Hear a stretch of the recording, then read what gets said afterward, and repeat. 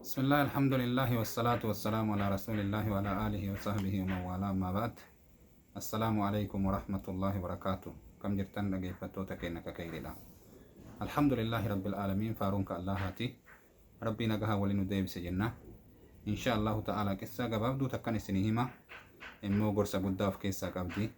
ميكا جيلت قلبين لقيفتا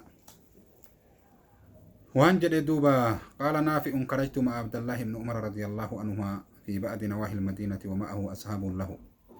وانجد دوبا كسا كان نمني نؤديس نافع نما جأنيني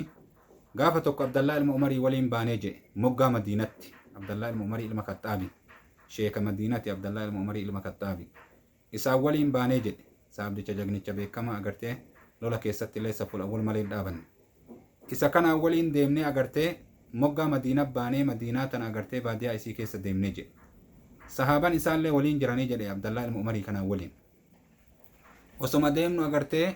مجار إيلي تيسو تقل رفنيجي أجما أغرتي عبد الله المؤمري أغرتي إن نياتا نيانا جديتي أغرتي كا سفرا أفي نياتا قبرتي أغرتي قوراني نياتو السيني أغرتي أمني يرو كان مجا كان اللي يامن كري إيلي تيسو كان كوتو نيات بينام مجانا سومنا كباجي yeroo akka malee oo akkana jabaa kana keessa soomantaa jedheen bara soomana waajibaatii miti soomanuma sunnaati jedhe maali maa akkana gizee kana soomanta gizee qabbanamaan soomanne gizee akkanatti kokkee nama goysoo akkaataa ka gammoojjii saharaa agartanii san keessatti akka malee jabaata jennaan agartee guyyootii dabartee fi agartee siinqeeffadhaa jedhe duuba akkana jennaan ni ajaa'ibe duuba agartee Abdallah ilma Umarii achumaa duuba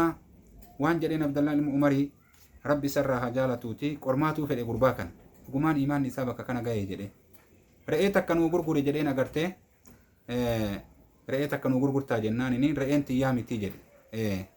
an agartee tiisiteedha malee re'een ta sayyida kiyyaati jedhe namaaf tiisaa agartee kiraadhaan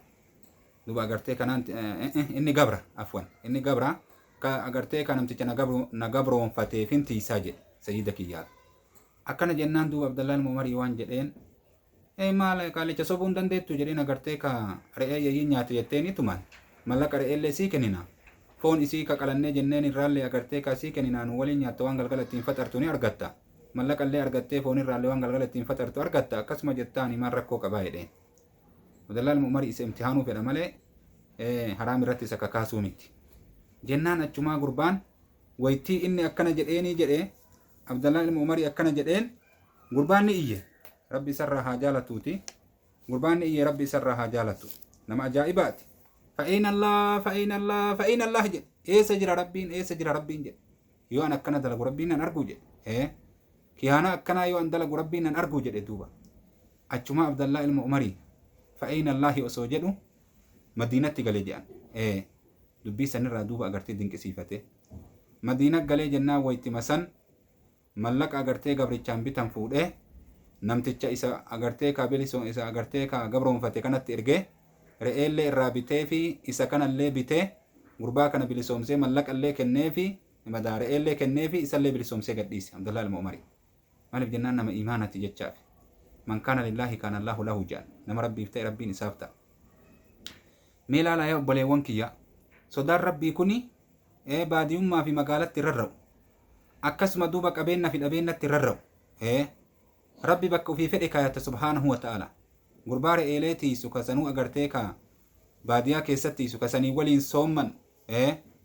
maa soommanta jennaan agartee guyyaa dabarteef siinqeeffadhaa jedhe yaa obboleewwan kennamee xiinxallaadhaan haa ilaallu dubbii kana rabbiin subhaanahu wa ta'ala imaana nuu haa kennu imaanatti haajama duuba imaanni kun abbaa ofii fedhe keessa rabbi kaa rabbi nuu haa kennu tiisitee jedhee rabbiin sin tuffatu gabaree jedhee rabbi sin tuffatu abbaa ofii fedhee kennu